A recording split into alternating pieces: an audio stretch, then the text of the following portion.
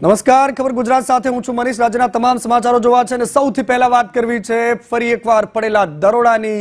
રાજ્યમાં આ વખતે કોપરના વ્યવસાયીઓ પર દરોડા પડ્યા છે। કોપર કંપનીઓ પર એસજીએસટીના દરોડા છે।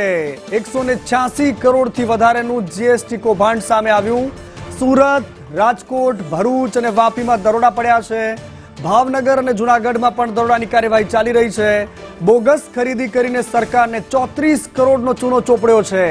34 કરોડથી વધુની ખોટી વેરા શાખા મેળવી હતી અને રાજકોટના પ્રજ્ઞેશ કંતારિયાની ધરપકડ થઈ।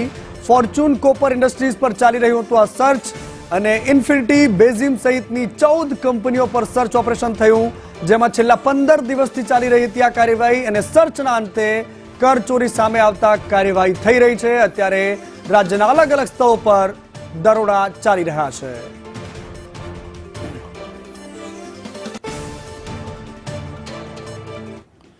અને હવે વાત કરવી છે રાજકોટની। રાજકોટના નવા મ્યુનિસિપલ કમિશનરની નિમણૂક થઈ છે।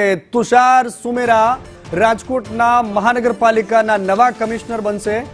ભરૂચ કલેક્ટર તરીકે ગૌરાંગ મકવાણા અને ડીપી દેસાઈને ફરીથી ઓરડામાં મુકાયા છે।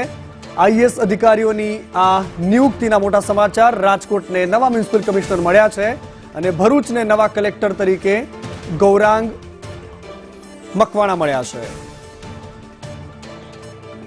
અને ડીપી દેસાઈને ઓરડામાં નિયુક્તિ કરાઈ છે। ફરી એકવાર ડીપી દેસાઈને ઓરડાનો હવાલો સોંપાયો છે અને આ તરફ રાજકોટમાં અગ્નિકાંડ બાદ મ્યુનિસિપલ કમિશનરો પર રેડ પડી, એમ કહેવાય તો તવાઈ બોલાઈ અને ત્યારબાદ હવે આ બહુ જ મહત્વપૂર્ણ જવાબદારી રાજકોટની હવે તુષાર સુમેરાને સોંપાઈ છે।